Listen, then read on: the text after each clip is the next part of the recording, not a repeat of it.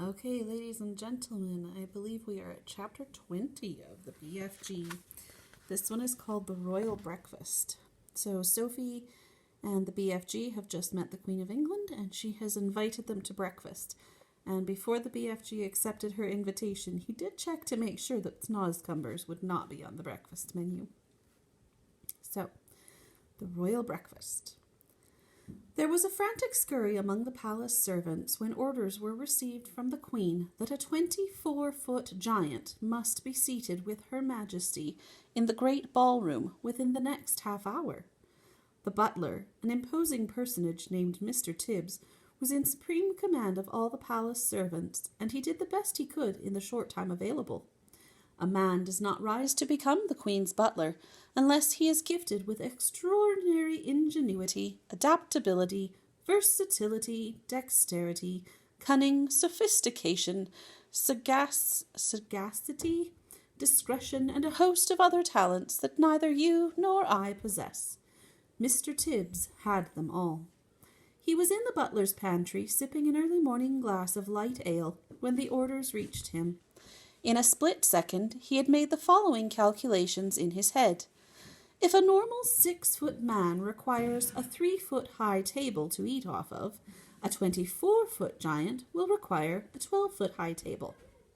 So it turns out that this is one of my favorite chapters in the whole book. Not so much because there's anything special about the story necessarily, but because there's lots of math in this chapter.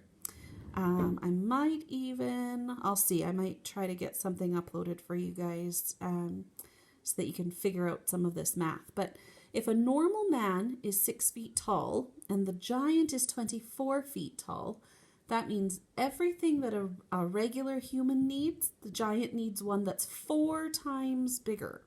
Okay, so Mr. Tibbs multiplies everything times 4. Okay, so he needs a table that is 12 feet high, which is 2 grown-ups standing on each other's heads. And if a 6-foot man requires a chair with a 2-foot-high seat, a 24-foot giant will require a chair with an 8-foot-high seat. Everything, Mr. Tibbs told himself, must be multiplied by 4. 2 breakfast eggs must become 8. 4 rashers of bacon must become 16. 3 pieces of toast must become 12, and so on. These calculations about food were immediately passed on to Monsieur Papillon, the royal chef. Mr. Tibbs skimmed into the ballroom. Butlers don't walk, they skim over the ground, followed by a whole army of footmen. The footmen all wore knee breeches, and every one of them displayed beautifully rounded calves and ankles. There is no way you can become a royal footman unless you have a well-turned ankle. It is the first thing they look at when you are interviewed. Push the grand piano into the centre of the room, Mr. Tibbs whispered. Butlers never raise their voice above the softest whisper. 4 footmen moved the piano. Now, fetch a large chest of drawers and put it on top of the piano, Mr. Tibbs whispered. 3 other footmen fetched a very fine Chippendale mahogany chest of drawers and placed it on top of the piano. Sorry, I lost my spot. That will be his chair, Mr. Tibbs whispered. It is exactly 8 feet off the ground. Now we shall make a table upon which this gentleman may eat his breakfast in comfort. Fetch me 4 very tall grandfather clocks. There are plenty of them around the palace. Let each clock be 12 feet high. 16 footmen spread out around the palace to find the clocks. They were not easy to carry and required 4 footmen for each one. Place the 4 clocks in a rectangle, 8 feet by 4, alongside the grand piano, Mr. Tibbs whispered. The footman did so. Now, fetch me the young prince's ping-pong table, Mr. Tibbs whispered. The ping-pong table was carried in. Unscrew its legs and take them away, Mr. Tibbs whispered. This was done. Now, place the ping-pong table on top of the 4 grandfather clocks, Mr. Tibbs whispered. To manage this, the footman had to stand on step-ladders. Mr. Tibbs stood back to survey the new furniture. None of it is in the classic style, he whispered, but it will have to do. He gave orders that a damask tablecloth should be draped over the ping-pong table, and in the end it looked really quite elegant after all.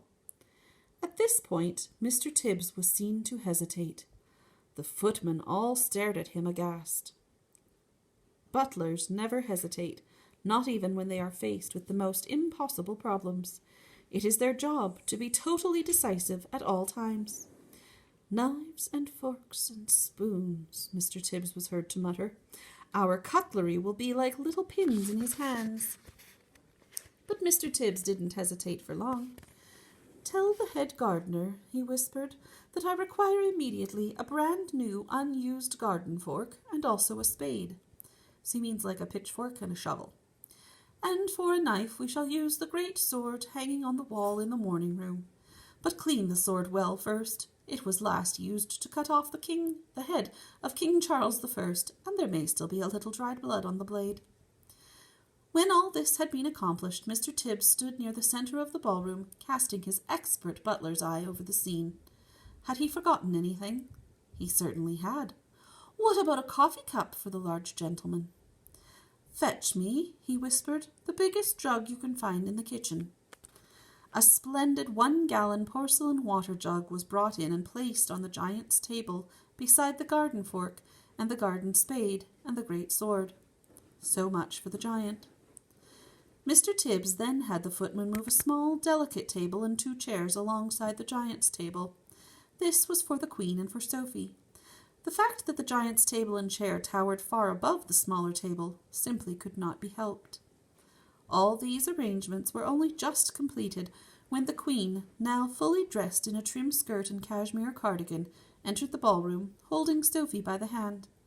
A pretty blue dress that had once belonged to one of the princesses had been found for Sophie, and to make her look prettier still, the Queen had picked up a superb sapphire brooch from her dressing table and had pinned it on the left side of Sophie's chest.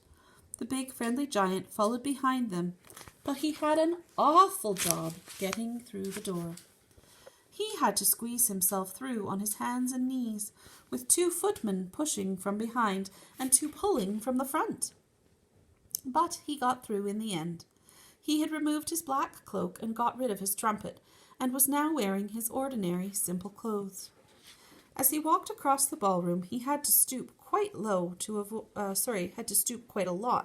avoid hitting the ceiling. Because of this, he failed to notice an enormous crystal chandelier. Crash went his head right into the chandelier. A shower of glass fell upon the poor BFG. "Gunghummers and bog-swinklers!" he cried. "What was that?" "It was Louis XV, the Queen said, looking slightly put out. "He's never been in a house before," Sophie said. Mr. Tibbs scowled. He directed 4 footmen to clear up the mess. Then, with a disdainful little wave of the hand, he indicated to the giant that he should seat himself on top of the chest of drawers, on top of the grand piano. "What a fizz-whizzing, flush-bunking seat!" cried the BFG. "I's going to be bug as a snug in a rug up here." "Does he always speak like that?" the Queen asked. "Quite often," Sophie said. "He gets tangled up with his words." The BFG sat down on the chest of drawers piano and gazed in wonder around the great ballroom. "By gumdrops," he cried, "what a spliffling wopsy room we is in! It is so gigantuous I is needing bicirculars and telescoops to see what is going on at the other end." Footmen arrived carrying silver trays with fried eggs, bacon, sausages, and fried potatoes. At this point, Mr. Tibbs suddenly realized that in order to serve the BFG at his 12-foot-high grandfather clock table, he would have to climb to the top of one of the tall stepladders. What's more, he must do it balancing a huge warm plate on the palm of one hand and holding a gigantic silver coffee pot in the other. I'm going to back up just a second here so you guys can see this picture. So this would be a very old, very expensive and very famous chandelier that the BFG has bonked his head on. And of course, he can't really do anything about it. He didn't see it. But it does explain why Mr. Tibbs kind of is a little bit annoyed with him and The Queen's a little bit sad that the chandelier is now broken. Not something they can just go pick up a new one. So Mr. Tibbs is worried about trying to get up to this table to serve the BFG. And there is the picture of Mr. Tibbs on a ladder so that he can get up to bring the BFG his food. And so if you notice, there's the grand piano with the chest of drawers on top of it, and then the BFG sitting on that. And you can see 3 of the 4 grandfather clocks that are the legs of the table, and they are holding up a ping pong table that's underneath of a very pretty tablecloth. And then over here, there are Sophie and the Queen. So a normal man would have flinched at the thought of having to climb the ladder and serve the BFG. But good butlers never flinch. Up he went, up and up and up, while the Queen and Sophie watched him with great interest. It is possible they were both secretly hoping that he would lose his balance and go crashing to the floor. But good butlers never crash. At the top of the ladder, Mr. Tibbs, balancing like an acrobat, poured the BFG's coffee and placed the enormous plate before him. On the plate there were 8 eggs, 12 sausages, 16 rashers of bacon, which means 16 pieces of bacon, and a heap of fried potatoes. "What is this, please, your Magister?" the BFG asked, peering down at the Queen. "He has never eaten anything except snozzcumbers in his life," Sophie explained. "They taste revolting." "They don't seem to have stunted his growth," the Queen said.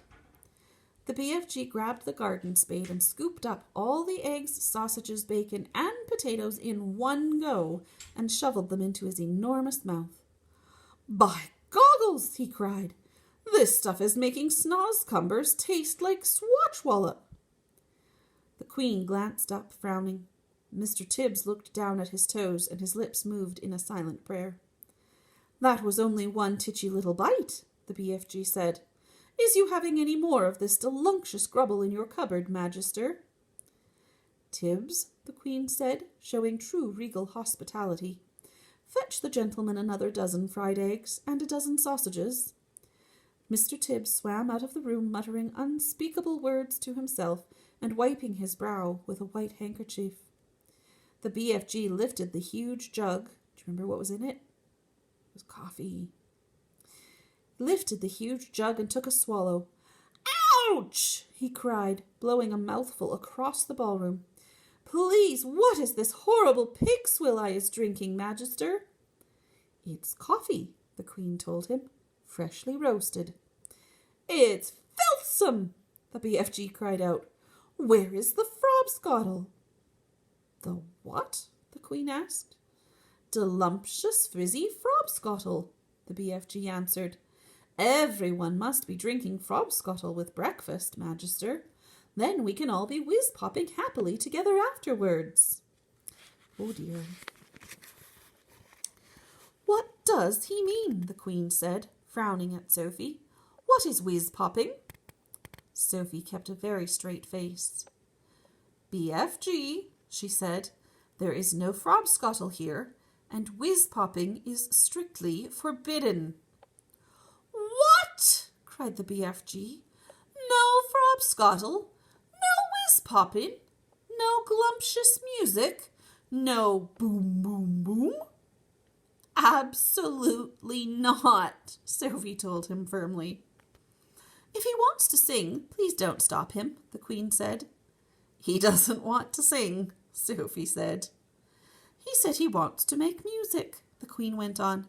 "Shall I send for a violin?" Oh, this always makes me laugh. "No, Your Majesty," Sophie said.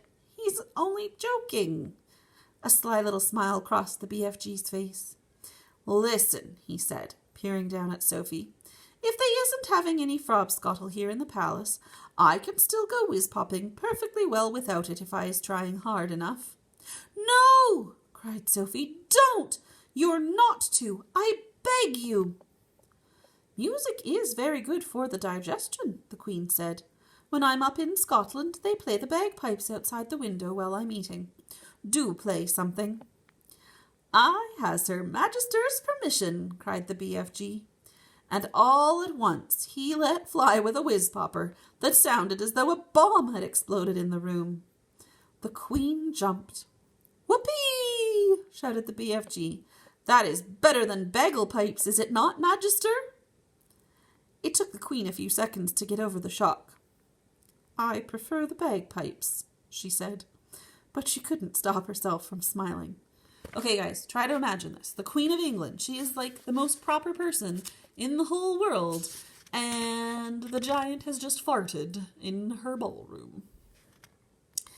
During the next 20 minutes, a whole relay of footmen were kept busy hurrying to and from the kitchen, carrying third and fourth helpings and fifth helpings of fried eggs and sausages for the ravenous and delighted BFG.